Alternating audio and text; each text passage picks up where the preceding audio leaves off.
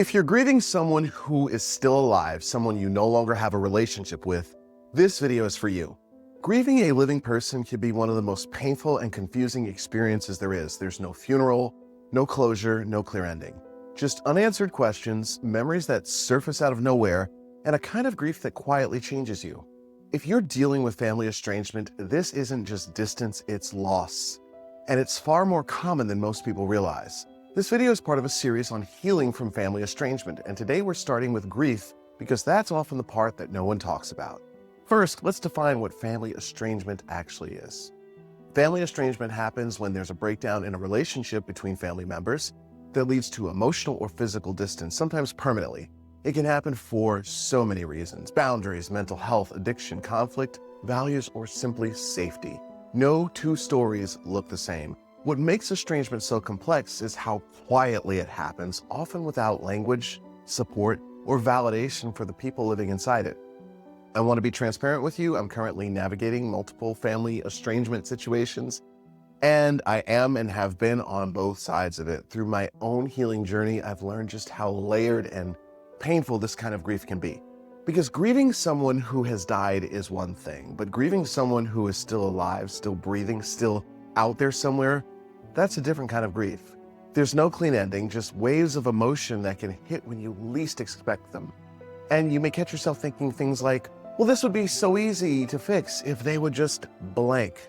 For me, this has been especially challenging because I live with major depressive disorder. I do all of the work for my depression. I take my medication, I go to therapy, I prioritize self-care, but family estrangement has had a real impact on my mental health. And part of why I'm speaking about this now is because naming it is honestly part of how I continue to heal. When this first began years ago, I wasn't emotionally stable enough to talk about it. What I can share now are tools I've learned through therapy, books, and studying under John Terrell, a therapist who specializes in working with difficult emotions and who helped me through one of the darkest periods of my life. In my corporate keynote presentations and workshops, I often share my journey from breakdowns to hospitalizations and how I continue to rebuild my life. But this is something I've never talked about publicly, so sharing this with you is a real risk for me, and I'm doing it because I know how isolating this kind of grief can feel. As a workplace wellness specialist, I also hear this from employees all the time about family estrangement and how it's affecting their focus, their energy, their mental health, their ability to show up at work. This grief doesn't stay neatly contained. It just follows you around. In this video, I'm going to share pieces of my journey and offer practical, compassionate insights to help you navigate the grief of family estrangement, what's helped me, what I've learned the hard way, and what might help you move forward with more clarity, self-compassion, and strength. At the end, I'm going to share 3 questions that you can ask yourself to truly process your grief from family estrangement, and I promise you that they are powerful, worth asking, and life-changing. You are not broken for feeling this way, and you are not alone.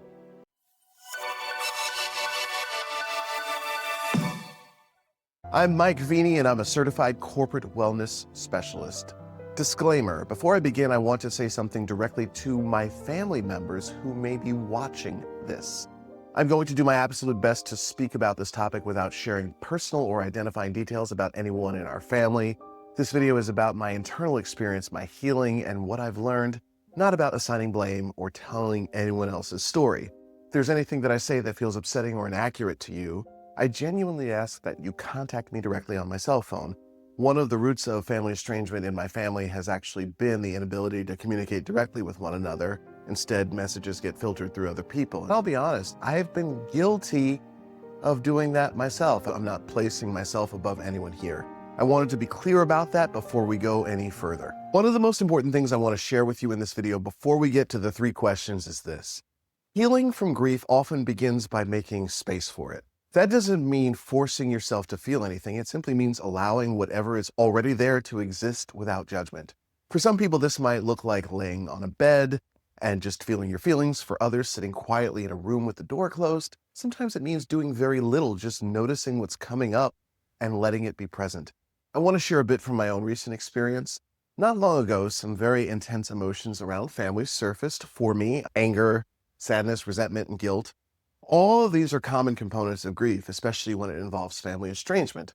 I was only able to talk about them here because I gave myself time, sometimes hours, to simply lie in bed and feel what was coming up for me. I didn't try to push the feelings away. I didn't distract myself. I didn't try to replace them with positive thoughts. I allowed the experience to unfold as it was. As you're listening to this, I'm curious, what emotion tends to show up most for you when you think about your family? And if you feel comfortable sharing, you're welcome to leave it in the comments. In fact, I invite you to do so because naming it for yourself matters. And I want to be honest, it was deeply uncomfortable. It was messy. It didn't feel productive in the moment, but it was necessary. And I'm super grateful that I allowed myself the time to do that.